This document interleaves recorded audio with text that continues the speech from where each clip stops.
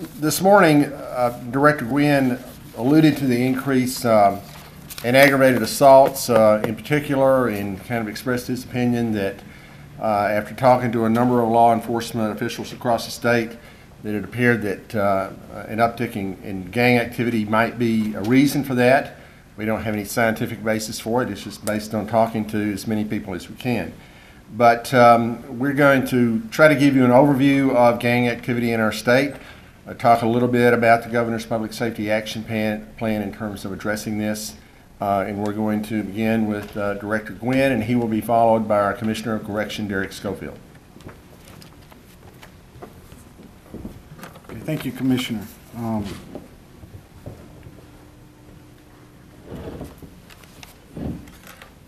The information I'm about to give you, the TBI gleaned this out of basically two reports.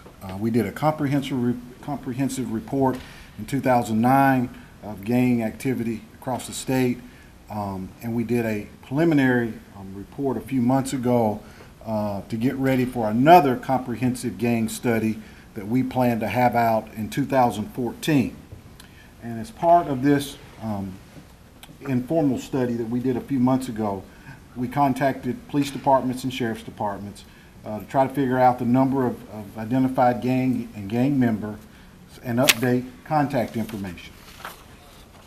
Questions that were asked to law enforcement is, number one, give us a contact person that the Fusion Center can work with.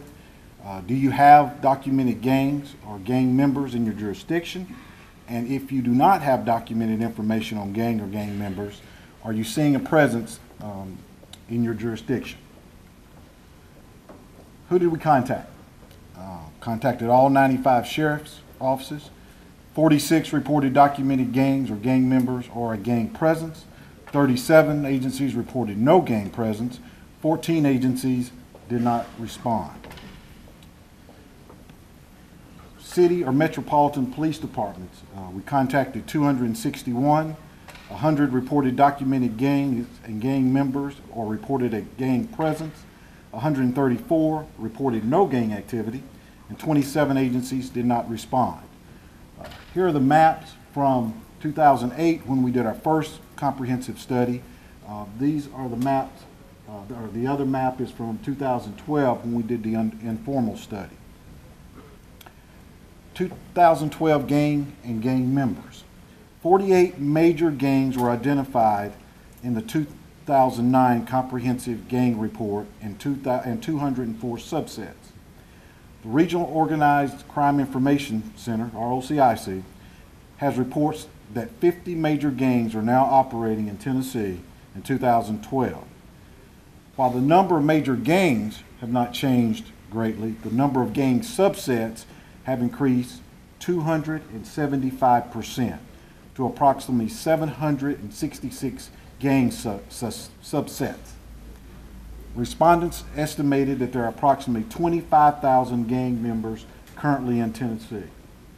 So I think you see by that being 766 gang subsets that they're probably more loosely affiliated now than before. They're kind of branching out into their own little smaller gangs.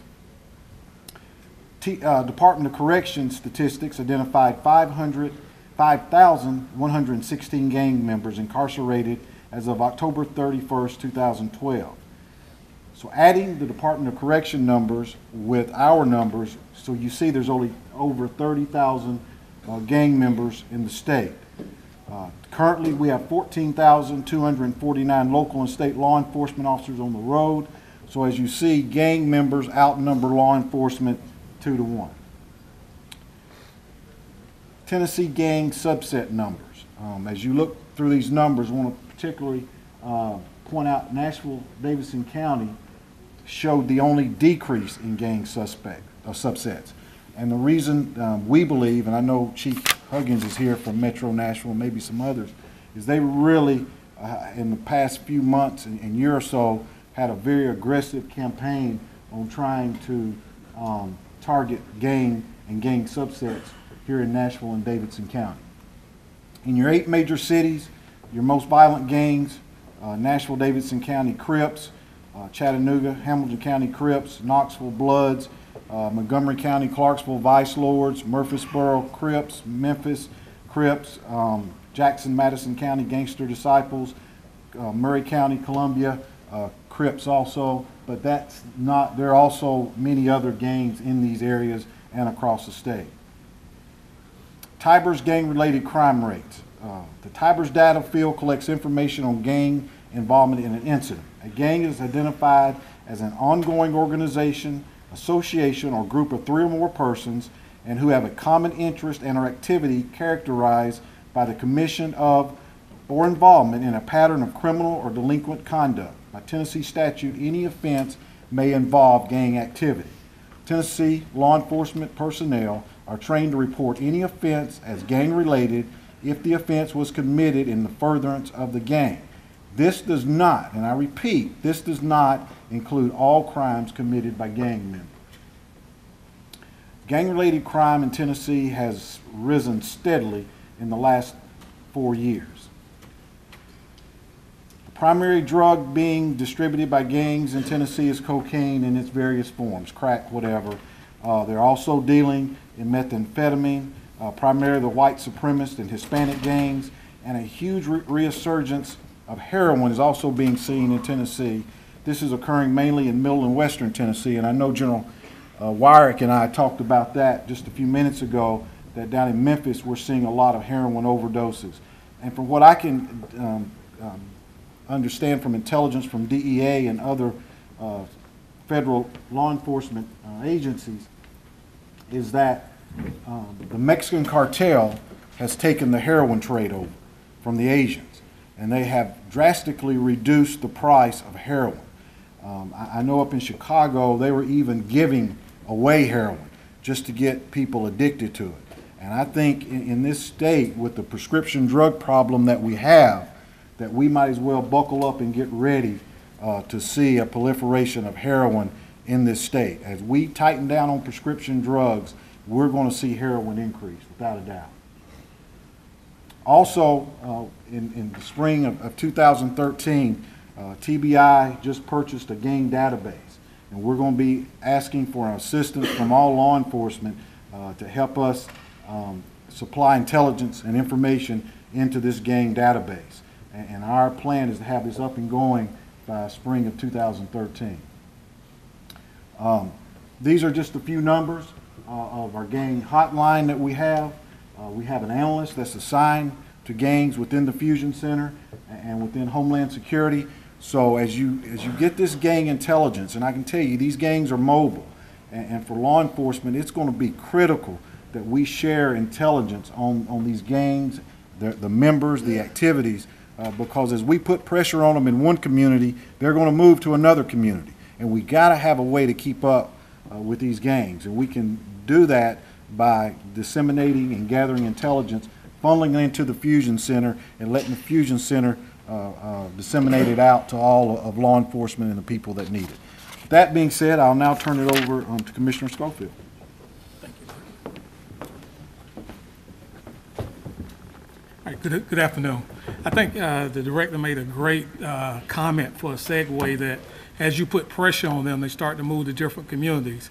Ultimately, that community becomes the Department of Corrections, where they don't stop that activity, those activities continue. You take a look at the population, our overall population is about 19,800, and about 5,116 are associated or affiliated with gangs. And if you put that in perspective and you really look at 5,100, that's 2 of our largest prisons. If we took West Tennessee and Morgan County, we would fill both of those prisons up with gang members and still need some additional beds. So we're doing the right thing by getting them off the street, but they are coming into the system, and it presents challenges to us on how we manage that population. Just a quick look at snapshot, why there are many different gangs, but these are our top 5. And you look at the numbers, and you start with the Crips and go down and back up. Crips, Gangster Disciples, Vice Lords, Aryan Nation Bloods, in terms of the numbers that operate within our system.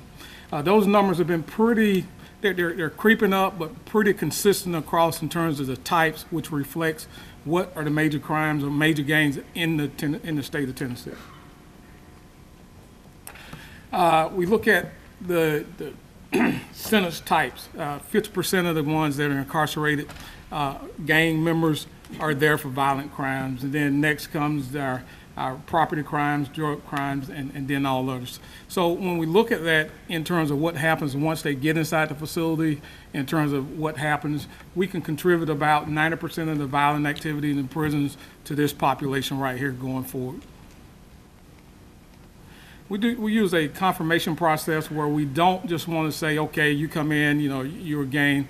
We got a pretty intense process that we go through, but just on a general, some guidance we look at, we look at the basic things, tattoos, any kind of documentation that we have. We know what's coming in, we know what's happening in the media. A lot of self-admissions. They'll come in and say, hey, I'm a Crip, I'm a Blood, or whatever, and they want to bolster that and really expect to carry on those similar activities that they did in the street while they're in the prison. Now, when we look at how we manage that population, it's pretty tough. You think about it, I said they equate to 2 prisons. In Tennessee, we don't segregate or isolate those members or known gang members into specific populations. But what we have to do is ensure that we provide them a safe environment just like every other offender. We utilize things like the basic identification, see who they are, know where they are, and we try to balance that population across the state in the 14 facilities that we have. Oftentimes, you'll find a lot of them in segregation or a maximum security population because of the activities that they try and continue to do while they're in our prison. The last slide I'll show you in just a second talk about custody levels. 50% of that gang population are either maximum or close security inmates. We do have our gang unit programs, but they're more targeted toward behavior type units where we want to give them an opportunity to change their behavior. I mean, it's a pretty intense program. It's not a program that requires them to denounce their affiliation.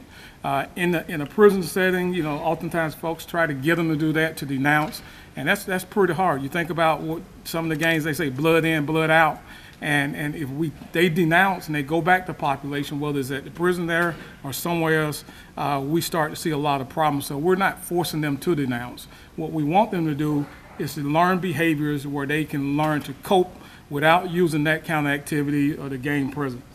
You'll see a lot of them with our institutional disciplinary boards who are constantly violating policies. Those that are not violently acting out, what we see is that they are, pushing others, using their influence and numbers to get things done. Our philosophy is that, we want to identify the leadership in prison of the gangs, and somebody said earlier that they have good succession planning.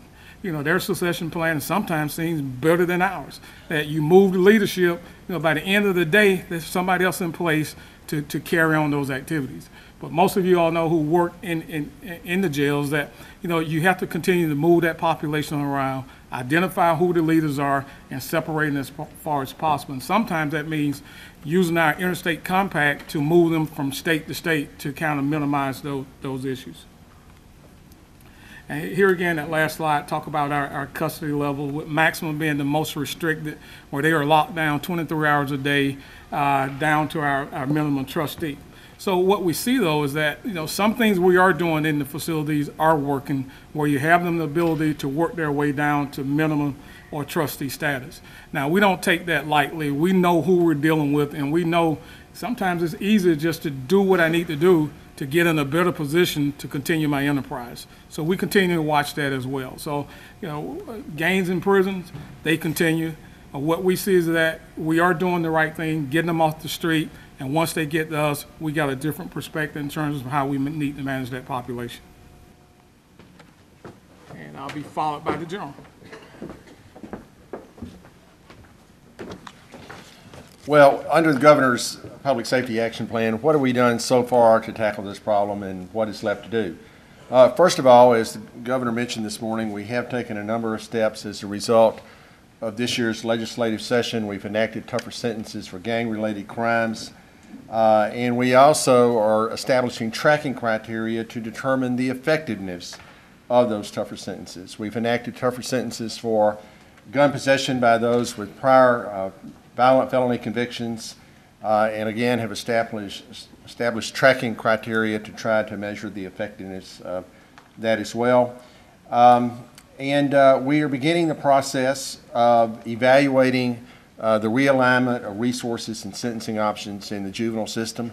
That's going to be a multi-year task. It can't be done overnight, but we have begun that process. We are taking a look at strengthening Tennessee's nuisance law to tackle illegal gang activity. We've had a group working on that together, representatives from Chattanooga, Nashville, Memphis, and other jurisdictions, taking a look at how we can possibly tweak our nuisance law to address that. We're taking kind of an expansive view of things to address the gang problem, but I think most of you would agree that on the prevention side, we need to start early. So one other thing that we have kind of put into this category is encouraging effective mentoring programs for truant students at the middle school level as a means of curbing the number of youth who might be inclined to move from truancy as kind of a gateway activity into delinquency and then possibly into gang activity. We've been looking at a couple of programs across the state. One that was mentioned earlier today is the one operated by the Shelby County District Attorney's Office. Another thing we alluded to, which I think is important given the information that Commissioner Schofield just gave you in terms of the number of gang members in our prison system, is trying to make sure that once they get out of prison, they don't go right back to the same kind of gang activity that they've been involved in. We are focusing on a pilot one-stop shop for returning inmates in Shelby County. Mayor Horton alluded to that. Chairman Trauber has really been taking the lead on that for the state. And what we're trying to do is put under one roof some services for those returning inmates to do the best we can to move them in the right direction to address that recidivism rate that we talked about earlier today, 45%, which is unacceptable. We want to see if we can make this pilot work, and if it works, then replicate that across the state. I mentioned the legislation a little bit earlier. Let me go into a little more detail. The legislation enacted this year as part of the governor's package dealing with certain serious crimes committed by groups of 3 or more acting in concert. And Director Gwynn defined gangs earlier, and he alluded to a definition that involves 3 or more acting in concert. And that's the definition we used under this law that was enacted this year. I think most of you would agree that any serious crime committed by 3 or more is inherently more dangerous than if that crime is committed by 1 and warrants a tougher sentence. My guess is many of you have been victims of violent crime. I have. I've been held up at gunpoint. I know what it's like. In my case, I had 4 guns pointed at me, and that was inherently more dangerous than just 1 because all it took was one of those individuals to pull the trigger. So when you think about it that way, it deserves a tougher sentence. What this new law does is make the penalty 1 classification higher. And the particular crimes included in the bill that was passed this year are robbery, aggravated assault, aggravated burglary. Instead of Class C felonies, they now become Class B felonies.